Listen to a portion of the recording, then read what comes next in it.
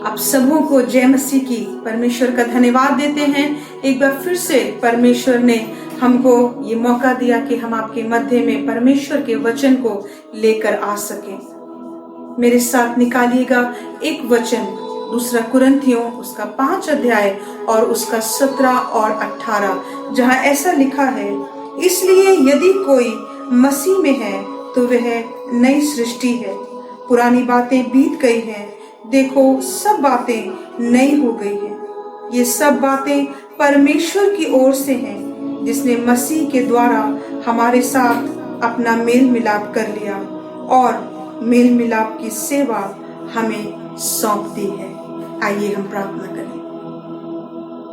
जीवित परमेश्वर, हम आपका धन्यवाद करते हैं प्यारे प्रभु जी, इस सुंदर समय के लिए। परमेश्वर, आपका वचन जो सत्य है प्रभु, और हमारे जीवनों को काटता और छांटता है परमेश्वर, हम धन्यवाद देते हैं प्रभु कि आपने अपने पुत्र के द्वारा हमारे साथ मेल मिलाप कर लिया प्रभु, और एक नई सृष्टि हमको बना दिया परमेश्वर।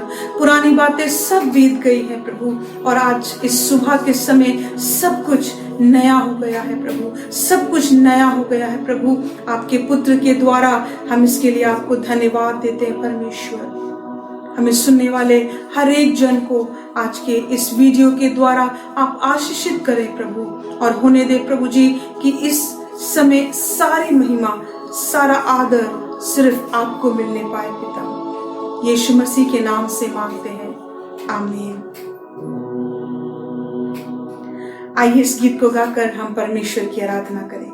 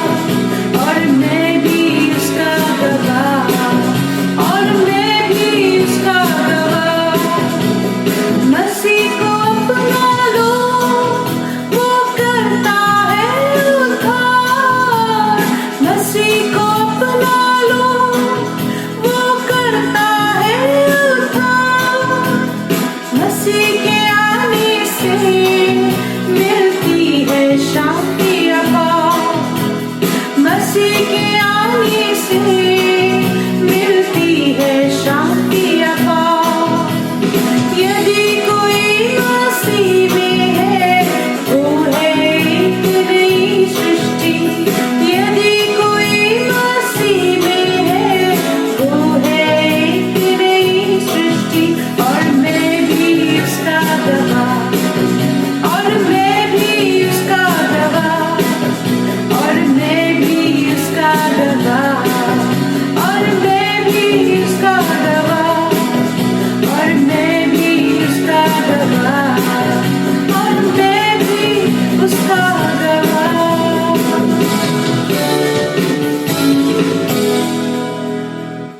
आप सबों को जय मसीह के परमेश्वर के पवित्र नाम को महिमा मिले।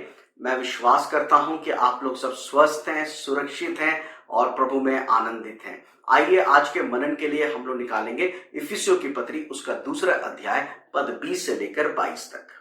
और प्रेरितों और भविष्यद्वक्ताओं की नींव पर, जिसके कोने का पत्थर मसीह यीशु आप ही है, बनाए गए हो, जिसमें सारी रचना एक साथ मिलकर प्रभु में एक पवित्र मंदिर बनती जाती है, जिसमें तुम भी आत्मा के द्वारा परमेश्वर का निवास स्थान होने के लिए एक साथ बनाए जाते हो। आज हम मनन करेंगे कलीसिया परमेश्वर का मंदिर है। Church is the temple of God.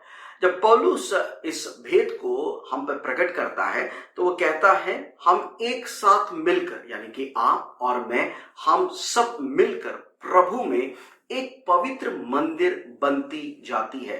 पवित्र हमारे जीवनों में और हमारे शिक्षाओं में बनती जाती है।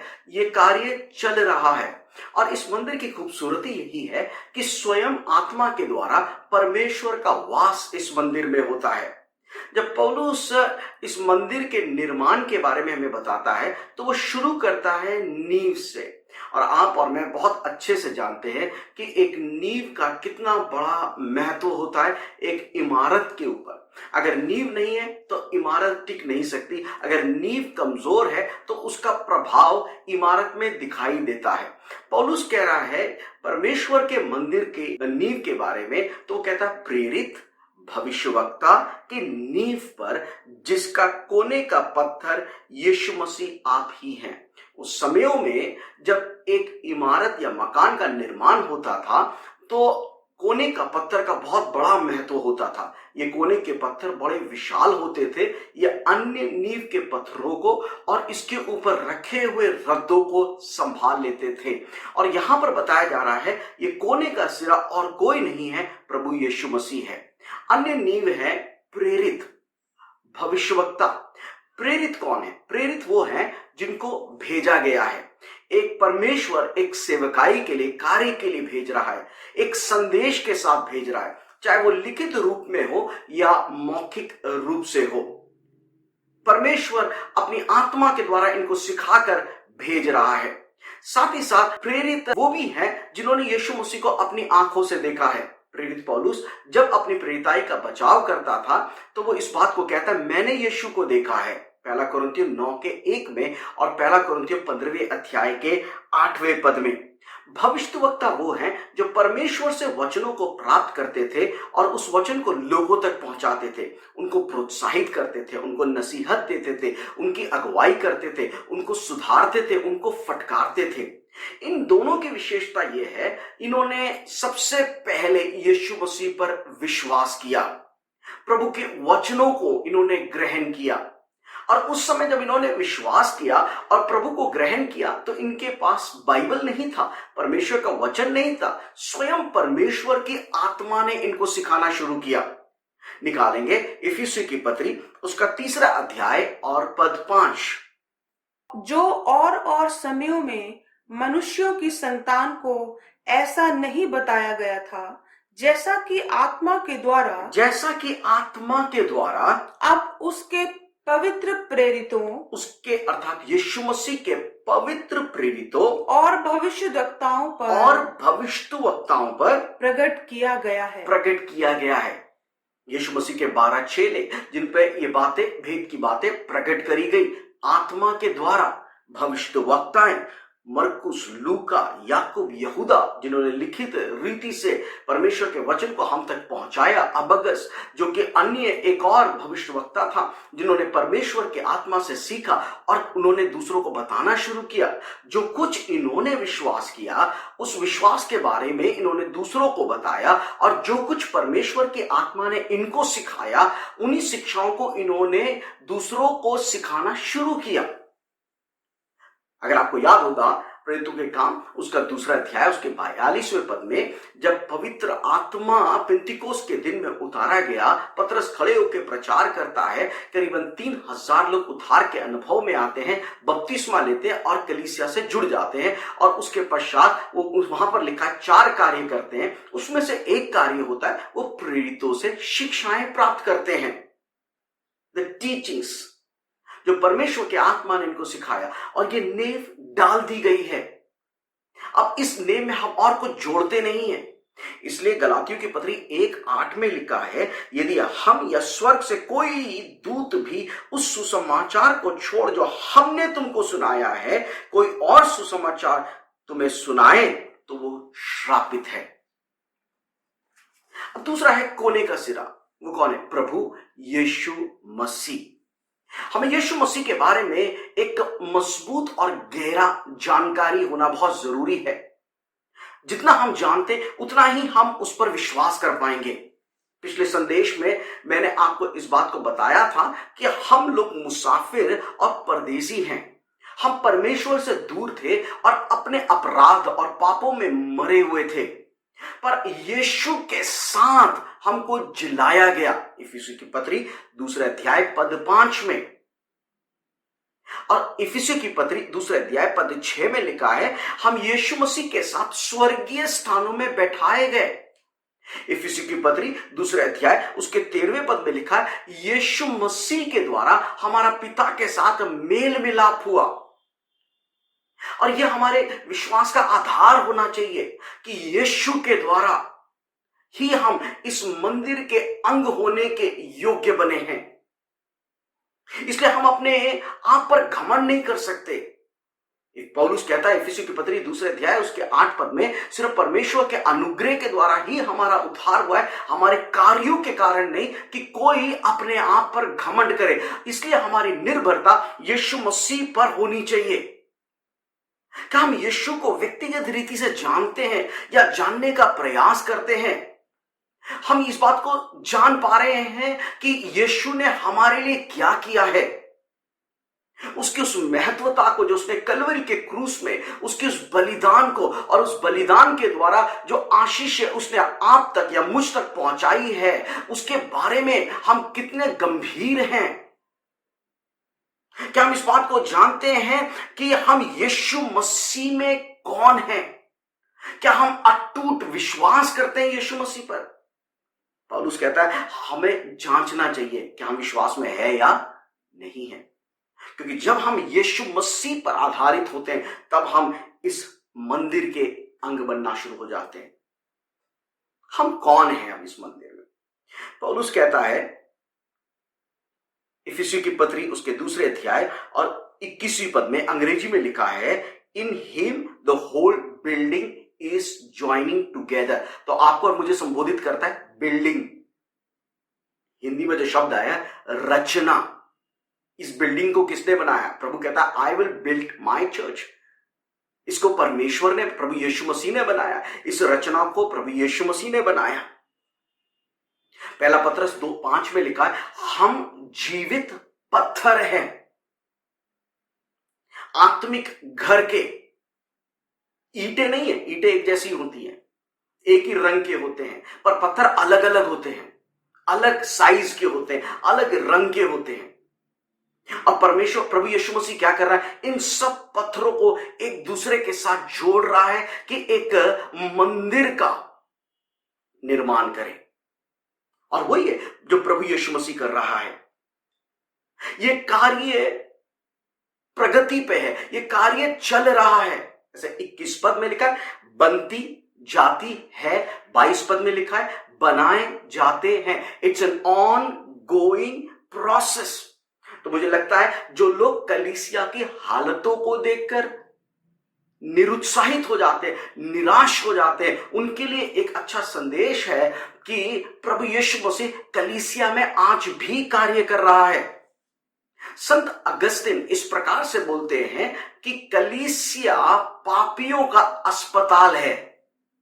अगर आप किसी अस्पताल में जाएंगे और बहुत बीमारों को अस्पताल में देखेंगे और उन बहुत सारे बीमारों को देखकर अगर आप अस्पतालों की आलोचना करेंगे तो ये सही नहीं है। इसी प्रकार से जब हम चर्च में जाते हैं, हम बहुत अपूर्ण लोगों को देखते हैं, इम्परफेक्ट लोगों को देखते हैं, तो हम उस कलीसिया की भी आलोचना करें तो ये ठीक नहीं है, क्योंकि प्रभु यीशु मसीह उस कलीसिया में कार्य कर रहा है। कैसे कार्य कर रहा है? इफिसियों की पत्री उसके 4 अध्याय में इस बात का वर्णन किया गया है। प्रेरितों के द्वारा, भविष्यवक्ताओं के द्वारा, सुसमाचार सुनाने वालों के द्वारा, रखवाले अर्थात पासवानों के द्वारा और उपदेशकों के द्वारा जो उसने कलीसिया को दिया है, ताकि पवित्र लोग सिद्ध हो जाए। इफिसियों की पत्री 4 अध्याय पद 11 और 12। हम सिद्ध हैं, हम असिद्ध हैं, पर एक समय आएगा जब हम यीशु मसीह को अपनी आंखों से देखेंगे। और बाइबल बताती है, पहला यूहन्ना उसके 3 अध्याय के 2 पद में, जब वह प्रकट होगा और जब हम उसको देखेंगे हम उसके समान हो जाएंगे। और उस समय तक प्रभु यीशु मसीह कलीसिया में कार्य कर रहा है और पवित्र आत्मा हमारी सहायता कर रहा है कि हम उस सिद्धता में बढ़ने लगे, हम सिद्धता में, हम परिपक्वता में बढ़ते चले जाएं। पर मेरे प्रियो, एक संदेश है कि एक दिन इस मंदिर का, इस इमारत का कार्य पूर्ण हो जाएगा। प्रभु अपने काम को इस भवन में पूरा कर देगा, और जब परमेश्वर इस कार्य को इस भवन में पूरा कर देगा तो स्वयं आत्मा के द्वारा परमेश्वर इस भवन में वास करेगा, उसको एक निवास स्थान बना लेगा। हालेलुया। इफिसियों की पत्री उसके 2 अध्याय और उसके 22 पद में लिखा है, जिसमें तुम भी आत्मा के द्वारा परमेश्वर का निवास स्थान होने के लिए एक साथ बनाए जाते हो। शुरुआत ही से परमेश्वर अपने लोगों के साथ वास करना चाहता था। इसलिए जब सिनाई पर्वत में परमेश्वर ने मूसा को दर्शन दिया तो परमेश्वर ने मूसा से चाहा कि वो एक मिलाप वाला तंबू बनाए, जहां पे परमेश्वर की उपस्थिति उतर आए और परमेश्वर अपने लोगों से मिले। ऐसा ही तंबू का निर्माण हुआ। उसके पश्चात जब परमेश्वर के लोग कनान की ओर जा रहे थे तो परमेश्वर ने इस बात का एक प्रकाशन दिया कि वहां पर एक स्थान है जहां पे परमेश्वर के मंदिर का निर्माण होना है, जहां पे परमेश्वर का आत्मा वास करेगा। दाऊद को इस बात का प्रकाशन मिला कि परमेश्वर का मंदिर यरूशलेम में बनना है। तत्पश्चात सुलेमान ने उस मंदिर का निर्माण किया। एक वैभवशाली मंदिर था जहां पर सोना मढ़ा हुआ था और तमाम प्रकार के धन और संपत्ति लगा दिया गया था। एक खूबसूरत मंदिर का निर्माण सुलेमान ने किया। और परमेश्वर का वचन में लिखा है, जब उस मंदिर का समर्पण हुआ उस दिन परमेश्वर की उपस्थिति एक गाढ़े बादल के रूप में उस मंदिर में उतर आया। और सच में ये एक आनंद का, एक उत्सव का दिन था समस्त इजरायलियों के लिए। पर उसके पश्चात चीजें बदलने शुरू हो गई। इजराइल में कई ऐसे घटनाएं होने लगी जो परमेश्वर की दृष्टि में घृणित था। कई ऐसे राजाएं आए जिन्होंने परमेश्वर के वचन के विरोध में कार्य किया। एक और दुष्ट राजा था जिसका नाम था मनश्शे। दूसरा राजा की पुस्तक उसके 21वें अध्याय में लिखा, उसने वो कार्य किए जो परमेश्वर की नजरों में घृणित था। टोने टोट के भूत सिद्धियां उसने करना प्रारंभ किया और परमेश्वर का आत्मा, परमेश्वर की महिमा मंदिर से उठा ली गई। परमेश्वर के लोग बंधुआई में आ गए। बेबीलोन ने परमेश्वर के लोगों के ऊपर चढ़ाई कर दिया। परमेश्वर का वो मंदिर ध्वस्त कर दिया गया, ढा दिया गया और करीबन 70 वर्ष तक परमेश्वर के लोग गुलामी में जीने लगे। पर फिर परमेश्वर अपने लोगों को वापस लेकर आया। नेहमाया के समय में, एजरा के समय में फिर परमेश्वर का मंदिर यरूशलेम में निर्माण किया गया। पर यह मंदिर वैसा नहीं था जो सुलेमान के समय का मंदिर था। इनके पास उतने स्तोत्र नहीं थे। वो मंदिर एक छोटा सा मंदिर का निर्माण हुआ। जवान लोग आनंद मना रहे थे, पर जो बुजुर्ग थे वो रो रहे थे क्योंकि उन्होंने सुलेमान के समय के मंदिर को देखा था। पर जब इस मंदिर का समर्पण हुआ तो कोई उपस्थिति परमेश्वर की इस मंदिर के ऊपर नहीं उतरी। परमेश्वर की उपस्थिति को उन लोगों ने उस मंदिर में अनुभव नहीं किया। पर मलाकी भविष्यवाणी को करता था। उसने 3 अध्याय और 1 पद में एक भविष्यवाणी करी और इस प्रकार से कहा कि प्रभु जिसे तुम ढूंढते हो वो अचानक से मंदिर में आकर खड़ा हो जाएगा। और ये भविष्यवाणी फिर नए नियम में पूरी हुई। अचानक से एक दिन परमेश्वर का पुत्र प्रभु यीशु मसीह जो मानव रूप धारण करके इस संसार में आया, वो यीशु इस मंदिर के अंदर प्रवेश करता है। उसका मन टूट जाता है मंदिर की हालतों को देखकर और वो गुहार लगाता है, मेरा घर, परमेश्वर का घर, प्रार्थना का घर कहलाना चाहिए था, तुमने उसको डाकुओं का खो बना दिया। और वहां पर यीशु मसीह भविष्यवाणी करता है जो आपको दिखेगा मत्ती उसके 24वें अध्याय और दूसरे पद में। और प्रभु उस मंदिर को लेकर कहता है कि यहां पत्थर पर पत्थर ना छूटेगा जो ढा नहीं जाएगा। और ऐसा ही हुआ, रोमी साम्राज्य ने उस मंदिर को नष्ट कर दिया कुछ ही सालों के पश्चात। और उससे पहले फिर एक बात यीशु मसीह ने कहा, और यीशु मसीह ने कहा कि ये मंदिर को ढा दो और मैं उसे 3 दिन में खड़ा कर दूंगा। और यहां पर यीशु मसीह एक नए मंदिर के बारे में बात कर रहा है, मनुष्य के बनाए हुए मंदिर के बारे में नहीं बात कर रहा है। यीशु मसीह अपने बारे में बात कर रहा है, क्योंकि यीशु मसीह कह रहा है मंदिर इधर या उधर नहीं होगा। जिस प्रकार से यीशु मसीह सामरी स्त्री से बातचीत करते समय सामरी स्त्री एक सवाल पूछती थी कि हमें परमेश्वर की आराधना कहां करना चाहिए, गेरिसीम में, क्योंकि उनके बाप दादाओं को लगता था कि वहां पे परमेश्वर का मंदिर होना चाहिए, या यरूशलेम में जैसे यहूदी कहते हैं। पर यीशु मसीह कहते हैं मैं तुझसे सच कहता, ना इधर ना उधर, पर समय आने वाला है जब परमेश्वर के लोग आत्मा और सच्चाई से परमेश्वर की आराधना करेंगे। और यीशु मसीह एक माध्यम बन रहा है, और यीशु कह रहा है मार्ग, सत्य और जीवन मैं हूं, बिना मेरे कोई पिता के पास नहीं पहुंच सकता।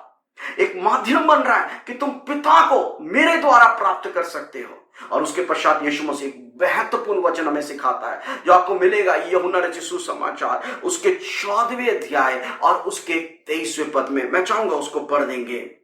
यीशु ने उसको उत्तर दिया, यीशु ने उसको उत्तर दिया, यदि कोई मुझसे प्रेम रखे, यदि कोई मुझसे प्रेम रखे तो वह मेरे वचन को मानेगा, वह मेरे वचनों को मानेगा, और मेरा पिता उससे प्रेम रखेगा, और हम उसके पास आएंगे। हम अर्थात हम मतलब यीशु मसीह और पिता उसके पास आएंगे और उसके साथ वास करेंगे। महत्वपूर्ण बात बोला, उसके साथ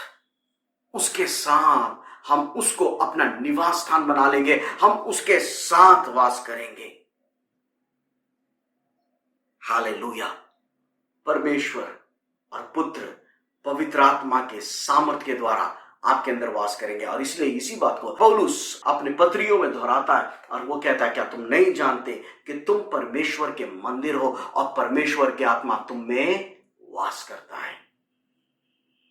मैं परमेश्वर का मंदिर हूं और परमेश्वर का आत्मा मेरे अंदर वास करता है। मैं एक बिल्डिंग हूं, एक रचना हूं जिसको प्रभु ने बनाया है, और परमेश्वर की आत्मा मुझ में वास करता है। जब मैं आता हूं, आप प्रभु की उपस्थिति को अपने साथ लेकर आता हूं। जब आप आते हैं, आप प्रभु की उपस्थिति को अपने साथ लेकर आते हैं। जब वो भाई आता है, वो अपने साथ प्रभु की उपस्थिति को लेकर आता है। और इसलिए परमेश्वर के वचन में लिखा, जब 2 या 3 मेरे नाम से इकट्ठे हो जाएंगे, मैं उनके मध्य में उपस्थित हो जाऊंगा। एक विशाल उपस्थिति को हम अपने मध्य में महसूस करने लगते हैं, क्योंकि हम जब इकट्ठा हो जाते हैं, मेरे प्रियो, परमेश्वर उस स्थान को अपना निवास स्थान बना लेता है। हालेलुया।